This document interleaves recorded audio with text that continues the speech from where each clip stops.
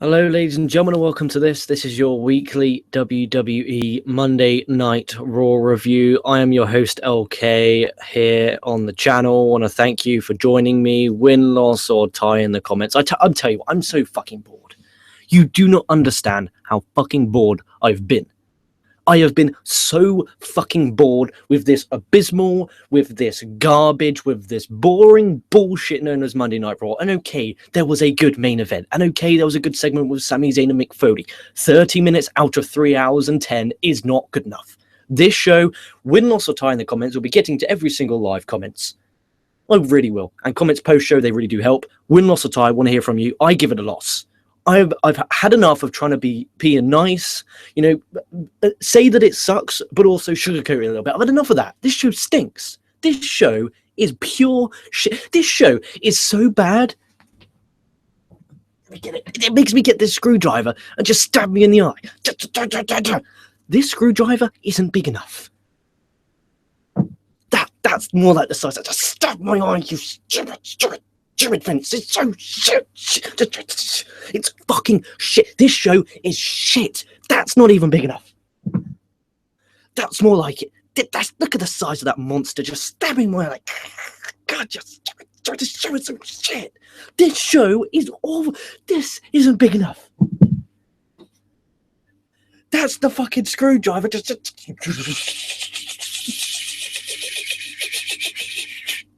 fucking awful. This show is fucking shit. Shit. Just fucking get it. Just go. Vince, wherever you're watching, that's your head. Imbecile. Awful show. Oh God, this show was. I feel bad for you if you watch this. Like, recommendation-wise, I recommend... On a serious note here, enough of that fucking lollygagging or fucking around. On a serious note, I recommend you to watch the Sami Zayn promo and the main event. Don't watch anything else. So we're from Philadelphia for the 12th of December 2016. The show starts off with New Day coming out. They talk about beating Demolition's record tonight at midnight. Or they're tying Demolition's record at midnight. Plus, obviously, they're promoting the Triple Threat, which is the opener. Which was it's a three-way tag team title match on Monday Night Raw. So you have the New Day versus the Club versus Sheamus and Cesaro. Byron goes like this, and I quote, Anderson and Gallows, they have lots of success in Philadelphia. That gives them the advantage. What, when, how did Philadelphia become the Club's hometown? Can someone please hit me up with a link where they are megastars, they are super over in Philadelphia, because that doesn't exist, and judging by their reaction tonight, it does not happen. I hate Byron Saxton and his parents. Sheamus gets the hot tag, Club hit the boot of doom for 2, Cesaro gets the hot tag, big pop, he cleans house, and this was a really good moment actually. Cesaro gets the tag, he hits uppercut, he goes to the floor, he takes out one of the members on the floor, and then another member, and a double stomp, and then from that double stomp, he jumps up, does the crossbody off the top. Really cool moment. The crowd are going absolute batshit crazy. He then hits the Cesaro swing, crowd are on their feet. Sheamus broke it. Kofi hits the Trouble in Paradise. Big E then holds onto Cesaro's leg as the New Day get the win. They retain their championship, and as of Wednesday, they will be the longest reigning tag team champions in WWE history. Good match. Hot crowd. Not as good as the main event. 2.5 stars. So nothing really noteworthy. I would watch it if you had a spare 10 minutes. The Cesaro is getting mega over, so I recommend to watch it for Cesaro. But apart from that, so backstage New Day, they're having this party, okay? There's New Day, Bayley, Stephanie, Mick Foley, and a bunch of nobodies. Kofi accidentally gets Stephanie soaked to the champagne. The party stops. And that was it. And we go back to the commercial with Byron Saxton laughing like a fucking, like, just give me that fuck, give me that. Byron Saxton, you just want fucking, just fucking imbecile. This is not a gun, by the way. This is a screwdriver, which I'm getting my hands all dirty now. My dad owns a company. My dad owns a company, and he has lots of tools as my hands are now filthy as I rub them on my trousers. Smart, dipshit. So he's there giggling and laughing. I don't want to die. Like, go away. Then we have Braun Strowman versus Curtis Axel. My fucking boy Axel. First time in a while I smiled. Saw Axel here. Strowman reverse chokeslam gets the win. Squash. Absolute squash. Byron goes in. Shamefully doesn't collapse on the way. He interviews Braun about Zayn wanting a match. Braun says Foley's protecting Zayn and no one can last 2 minutes with him. Yay. Backstage, Zayn tells Mick he wants Strowman and tells him he doesn't, he didn't need saving. Foley says he'll give him anything and says he doesn't think he can do it. Zayn then says, if you won't give me Braun Strowman, I demand a trade to SmackDown Live. Foley says he'll call Daniel Bryan. That was an okay segment. Then we go Araya Daivari versus Lince Dorado. Jesus Christ. So Daivari hits a really nice clothesline, turning Dorado inside and out. Then Jack Gallagher comes out. This was really good, actually. Gallagher says, as a gentleman, I'll give you my intentions to interfere in this match. And Mr. Daivari, I'm here to give you a thorough thrashing. That's awesome. They brawl. That causes a DQ. Gallagher then hits a running dropkick, sending Daivari to the floor. Finally, we have some storylines for these guys, for these cruiserweights. I think that's really important and crucial with this success, if there will be any of the cruiserweights, because it's now part of Raw. They need to have stories and characters for the fans to connect with, because if you guys obviously notice, the crowds are just non-existent right now when it comes to the involvement in these matches, and it's not good enough. And like the thing what pisses me off, and I'm going to touch on this later, is Philadelphia. They're meant to be the hardcore of the hardcore fans, and they're making no noise for Jack Gallagher, for Lince Dorado. I find that a bit insulting. It was a start. It was okay. Then we have the Rollins report with guest Kevin Owens. Vince McMahon has a fetish for two things: Samoan penis and talk shows on his shows. Unbelievable. Kevin Owens comes out, he walks to the back. He then comes back out and he's got his own little stool that he sits on the ramp. Announces Stephanie told him it'll be New Day defending their tag team titles against Chris Jericho and Kevin Owens. Jericho comes out. Jericho says he will put Rollins on not just the list, the disabled list this Sunday at Roadblock. I don't like the name Roadblock. If you remember taking your mind back to Extreme Rules, I did not like the idea of the pay-per-view name Extreme Rules, so I called it Judgment Day. I am now going to make this official. WWE Roadblock End of the Line will no longer be called that. We're in the month of December. We're going to go traditional. This show will be known as the WWE Armageddon 2016 pay-per-view, produced by Monday Night Raw. It will no longer be known as Roadblock, it's Armageddon. So when you're talking about it in the live comments, it's not Roadblock, it's Armageddon. In about Thursday or Friday, we'll be doing a Armageddon 2016 preview. I do not like the name Roadblock when there's nothing, there's no road, we're not going anywhere. Unbelievable. Little things that piss me off. Jericho comes out. I've already talked about that. A 2-on-1 beatdown with Jericho and Owens, beating down on Rollins. Reigns then, after 2 minutes of beating down, he finally makes the save. He was doing two things, a possibility of three. He was either A, getting sucked off by Vince, B, sucking Vince McCunt's pussy or cock, whatever he has, or he's one of the shittest friends in the history of the wrestling industry. He's even worse than he literally waited 2 minutes. He's like, go on, Rollins, have you got it on your own? I don't really want to go out. No, you're getting I'm going to have to go out. Jesus Christ. And then he walked, can someone hit my music? Dang it.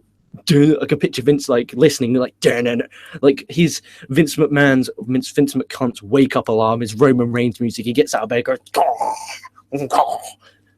oh fucking imbecile. Oh, speaking of imbeciles, I wish I didn't see that. TJ Perkins versus Brian Kendrick. How many times have we seen this match? I'm Vince McCunt here at the Creative. Right, so guys, we have a three-way, a triple threat, as we like to promote them as, on the pay-per-view Armageddon this weekend. What should we do for Monday night? Vince, why don't we put the challengers in a one-on-one match? Should we have the champion interfere? No. What should we do then, Vince? Just make it a one-on-one match. But why, Vince? But why? Because I said so, god damn it. Awful. It's to the point where with TJ Perkins he comes out with this arrogant, smug, glasses on that are this size, and he comes out, I'm the man, I'm better than everyone else, I've got my hair flicked to the side, I'm the man, I'm better than everyone. Fuck off.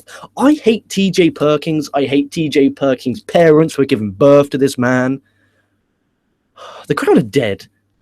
And this is Philadelphia. The hardcore fans. And they're silent. Kendrick is the one with the sliced bread. Don't waste my time no more. Backstage, Foley tells Rollins and Reigns they're now in the tag team title match. So now you have, obviously, New Day versus... who gives a fuck? It took 92 minutes to announce the main event. And if I'm a real tag team right now, You know, I'm the Sheamus and Cesaro, or I'm the Shining Stars, or I'm Enzo and Cass, or if I'm fucking the Club, and I'm thinking, you know, these guys, when they're in tag matches, get the main event. I get tag matches, I'm jobbed. I'd be a bit, you know, annoyed. Anyway, awesome video packaging promoting Charlotte versus Banks at Armageddon in an Iron Woman match that they claim is the first time ever in history, which is kind of ironic. They mustn't watch NXT. Speaking of wish didn't watch, Bayley defeated Alicia Fox. This match happened because I don't know, but Bayley got that. I don't want to talk about this garbage. It is shit. Like, I was so bored. Like, that screwdriver. I was literally. I would look around, like when I do the things like my walk and stick, and I find things. I find props in here because it's a madhouse in here, and it's absolutely fun. And I was looking around specifically during this match was where I found that massive screwdriver. I was like, oh, what's this? I'll put this down here, and I was moving it. Next time I looked, Bayley got the one, the Bayley to Bayley. Vince McMahon is so bad. He's so good at producing bad television. He makes me dislike Bayley. Then we have Rusev and Lana in the ring. Rusev cuts a promo on Enzo Amore and Cass. Rusev calls fans if they want to see the video from behind closed doors. They the sad bastards are start going, yes, yes, yes. And I'm thinking to myself, go get laid or watch porn. That's sad. Okay, anyway, they showed what aired last week. They showed what aired last week in its entirety. Okay, I don't know why. Can someone explain to me why? Was that a ribble? I don't know. I didn't understand why that happened. Lana cuts a promo calling Enzo more pathetic. Cass comes out. Big brawl with Cass and Rusev. Rusev throws Cass into the buckle, gets the fuck out of there. I mean, just to me, you know, Rusev was defending his wife. You know, he was protecting his wife. So he beat up a guy who was trying to fuck his wife. If I walked upstairs right now and there was a guy trying to get on my wife, I would beat the fuck out of him. I obviously don't have a wife, I have a girlfriend, but if I went upstairs and he was doing that, I'd be like, get the fuck out, and I'd beat the shit out of him. Rusev does it, so it's bad? No, get the fuck off. Jeez. Emma will be premiering soon. If I'm correct, WWE announced this for the past 16 months that this will be happening. And I remember last week saying next week, and now we're back to coming soon. For crying out loud. Then we have Sami Zayn versus Jinder Mahal. The next two segments are really good, so if you want to hear negative, don't come to this. They put this over as Sami Zayn's last match on Raw. He gets the one with the haluva kick on Jinder Mahal. Get the fuck off, Jinder Mahal, you imbecile. Fody comes out. Fody says he'll be trading Sami Zayn to SmackDown Live. Zayn asks for a match with Strowman. Fody says no.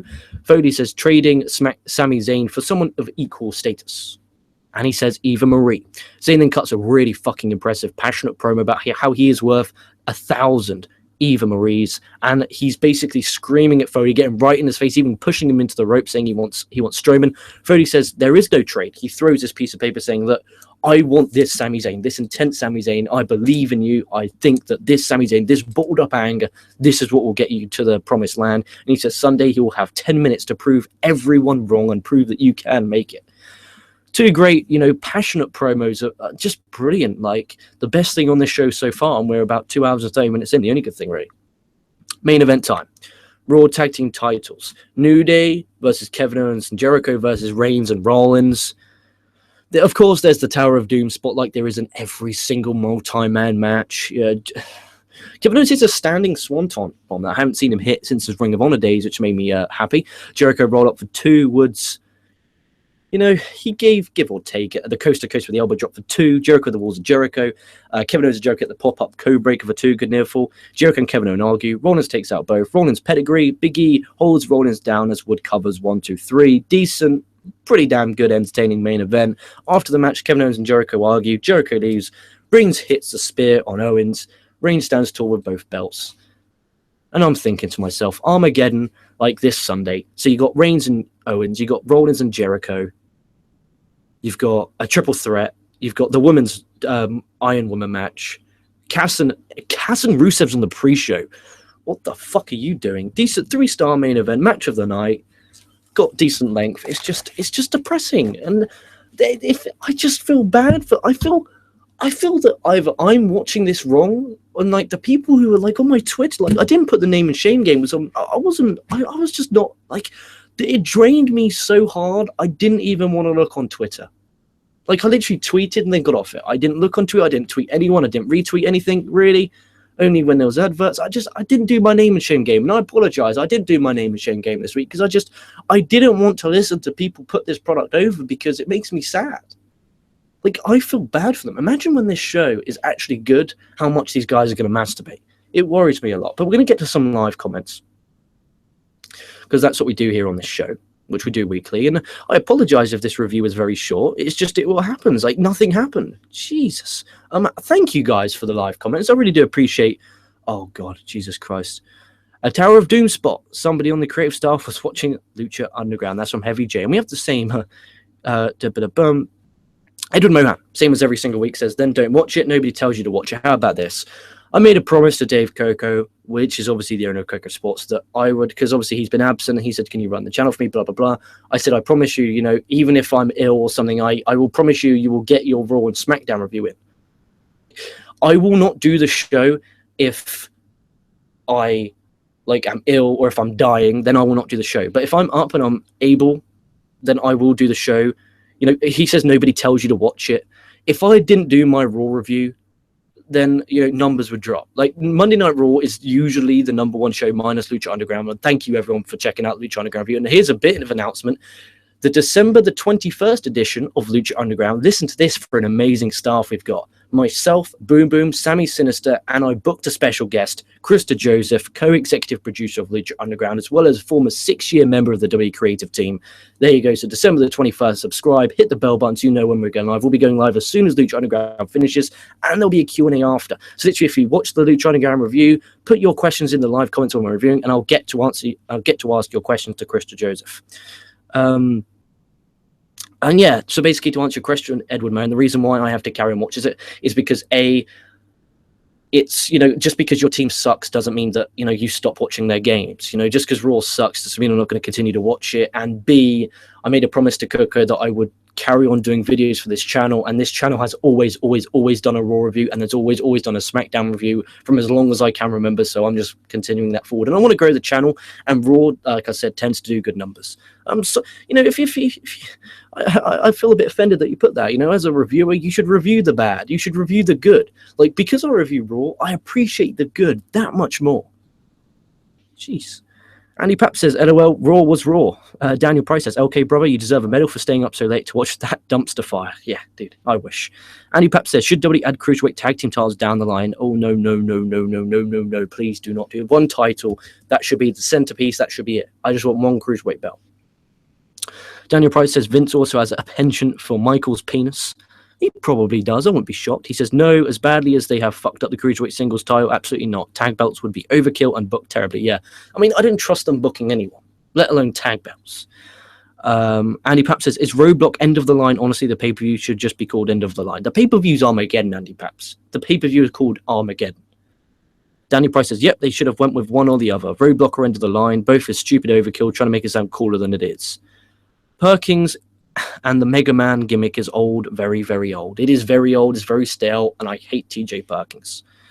Roadblock sounds like In Your House 2.0. Yeah, it's really bad. I hate Perkins' entrance music, me too. And they need to drop the blah, blah, blah. But you know you're bad when you get the Philadelphia crowd to stop caring about your product. Yeah, you know what? There's me saying that the Philadelphia crowd, you know, they're meant to be the hardcore guys. But maybe, you know, the show is that bad that even if you're there live, it just drains you. Like, I feel drained right now. Like, I'm literally having to do things to entertain myself because I just feel so drained. Danny Price says, LK, Rusev / Enzo is 1, time filler and killer. 2, Vince finally gets to push Cass solo. Yeah, that's a possibility. That is a big possibility. But it's on the pre-show. So you can't have that much. Like, why is that on the pre-show? Unbelievable. Vince has been wetting his fucking pants to push Cass Solo from the jump. Yeah, he has. I love 63. What do you think of Sami Zayn's segment with Foley giving in the match of Braun? I touched on that earlier when I was reviewing the whole show. I thought it was brilliant. I thought it was magnificent. And as always, is just, it was a couple of weeks ago, it was my favorite segment of the show. And here it was my favorite segment of the show again. I don't see how Rusev is the heel. I agreed. Daniel Price says, I like that Foley was trying to fire him up, but even for a script angle, the name Eva Marie was a fucking insult. Yeah, that was brilliant. I love the way how when Foley says Eva Marie, it's like, oh, bitch. Like, she is the joke of the wrestling world. Unbelievable. I give the show a tie. Rusev's segment was way too long. You're generous, my friend. And Daniel Price says, that is how lazy the writing has gotten. No continuality at all. Daniel, I agree. I hate that bitch. W Creative is a joke. She got supremely hate fucked at a house show I was at. Nobody cheered her. I'm guessing this is about Eva Marie. Edward Mohan, well, Stephanie is in charge of creative. I thought that she wasn't. I thought that she's just an executive who goes and does. She obviously must have some input on what she does on screen, but I honestly don't think she is. Stephanie's producing and has creative control input. That should tell you something. Okay, you are the real MVP. Thank you very much, Annie Paps. Daniel Price says, at Edward, I know that and it's scary. You know you suck when Vince Russo critiques your booking. That's very true. I have nothing. I enjoyed the Attitude Era because I enjoy good television. And obviously Vince wrote the Attitude Era while he was producing and writing it with Ed Ferrara. And Vince, like, I'm going to give him credit. Like, he produced some magical television. Like, people are going to bash the guy because it's the cool thing to do. But in the end of the day, he would still produce the Attitude Era. And like the Attitude Era to me is a special time where it wasn't the best wrestling, but damn it to God, it was a great television show. And Monday Night Raw is a TV show. And as a TV show, it bores me and drains me.